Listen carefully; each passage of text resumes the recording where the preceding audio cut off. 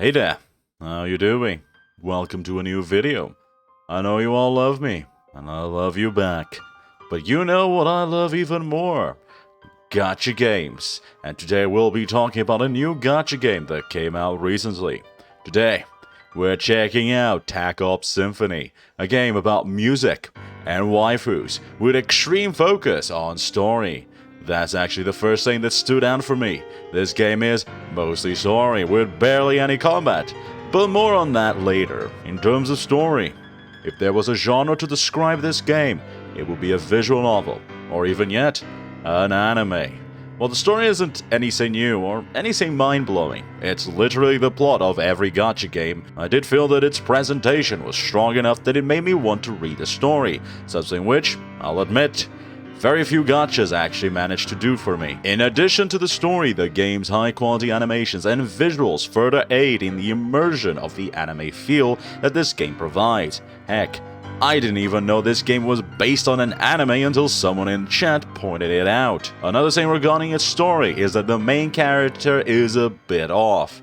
I'm not entirely sure that this was a good idea, but basically the main character is the same main character of the anime. However, narrative-wise, the main character feels like the typical blank slate for players.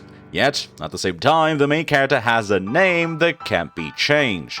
This actually made me confused during the stream, as I didn't know if I should be talking in first person when referring to choices I made, or if I should be referring to third person since the choices are actually made by a character. This isn't to say that I'm against main characters being actual characters, but if you're going to do that, why even make them blank slates to begin with? Now, moving forward, this is where I would talk about combat, but I'm actually going to leave that for later. Instead, I'm going to talk about the UI and characters. So, outside of the story, the game is mostly an open area hub where you can interact with the characters you've collected, play cards with them, have tea with them, and even just goof around the area. I would say I really like the hub area too.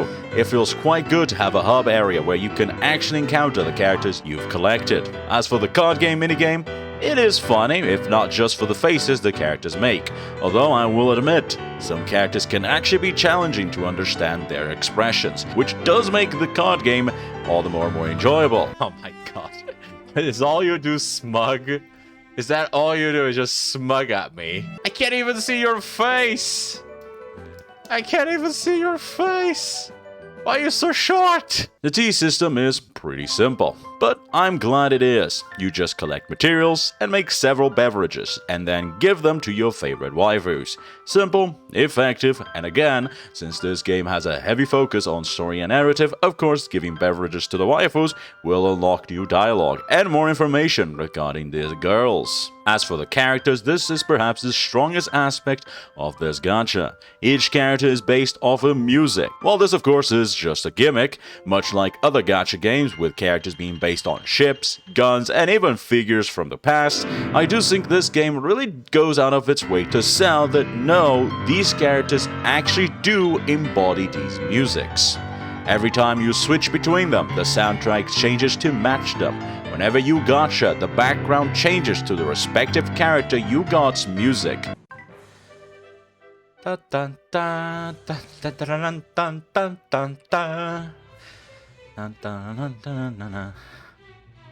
The Nutcracker, oh god. Their design and personalities are also heavily influenced by their music. And if you're anything like me, you'll stay in the gacha way longer than intended just to listen to the music to figure out if you know it.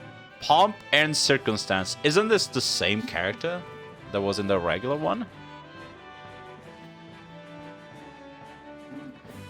So this is our song. Yeah, I've heard this. Oh, this... Oh god, this one. I'll be honest, some of these musics I heard opened old wounds in my body, making me crawl into a corner and cry like a little bit. Yeah, it changes depending on the character you select. Oh, that's so cool. Oh my god, I'm having the flashbacks again. Get me out. Speaking of gacha, as far as I can tell, the gacha seems pretty much what has become the norm. There's a newbie gacha where you're guaranteed to get a 3-star in the first 20 rolls. After that, you're left with character gacha and memory gacha, aka equipment, aka I don't care. The gacha character has a soft pity of 40 with a hard pity of 75. This means that after reaching 40 rolls, it becomes advantageous to you to just roll one at a time, since the chances of getting a 3-star will increase with each roll until it reaches 100% at 75. In addition to that, while there are different rarities for characters, you can increase the rarity of lower characters. However, to increase the rarity, you need more copies of those characters. Meaning, in this game, lower rarity characters will likely be the meta since they're the easiest to max their rarity. Also, the music of this gacha is insane. I mean, it makes sense. They're just borrowing already existing music, giving their own taste, and putting them in the game. But my god, this gacha made me feel so happy every time a character music that I liked started to play. Ah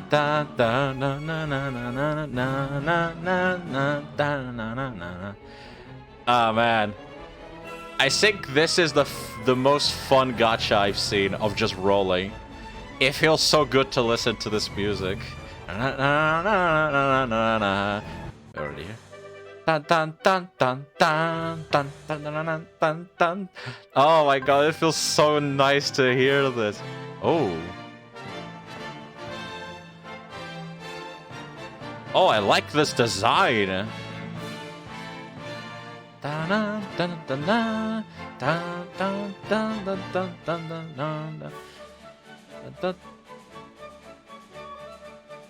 Oh my god, it's this music.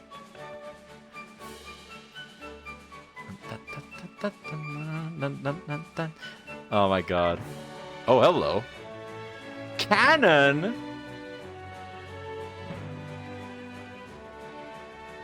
Oh my god, I love her design too.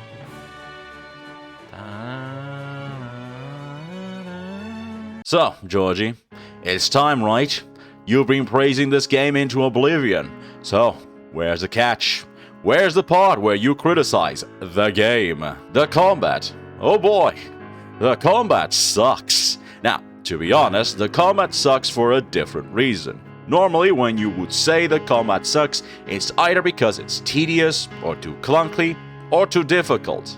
In this case, it's mostly because of how bare bones and non-existent it is. To put it bluntly, the combat feels underwhelming, both visually and background music-wise. Every fight just feels meh. Now, I will note that I didn't play the whole story, and the combat could start to pick up at a certain point further on.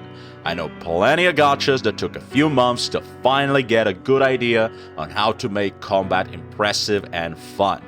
But my god, does the combat feel bad at the start of this game. And I would go further and say that the reason why it feels so bad is because the rest of the game is very high quality. So, the combat, which to be fair is just generic gacha game combat, just feels off. Like, I understand, generic gacha combat can kinda work in a generic gacha game. But when you have the presentation that this gacha has, with incredible animation and incredible soundtracks, and then you have that combat, oh boy, it just doesn't click together. Now, on a bright side, this game is mostly narrative, so you're not really going to be in combat that much. Combat also has an auto button and seems to be pretty fast, so you're never going to be in combat for that long. However, this does mean that if you're looking for gameplay, this game will feel like there's nothing for you. Yeah, so, would I recommend this game? Yeah. Give it a try. See if you like it. If you're the type that opens a new gacha game, clicks on skip, and just wants to get to combat, there's nothing for you. This game ain't for you. But if you like engaging stories, beautiful graphics, and amazing music, then this game might just be what you're looking for. Oh my god! No! I didn't even get to appreciate it! 1, 2, 3, 4, oh wait, no, not 4 yet. 4, 5.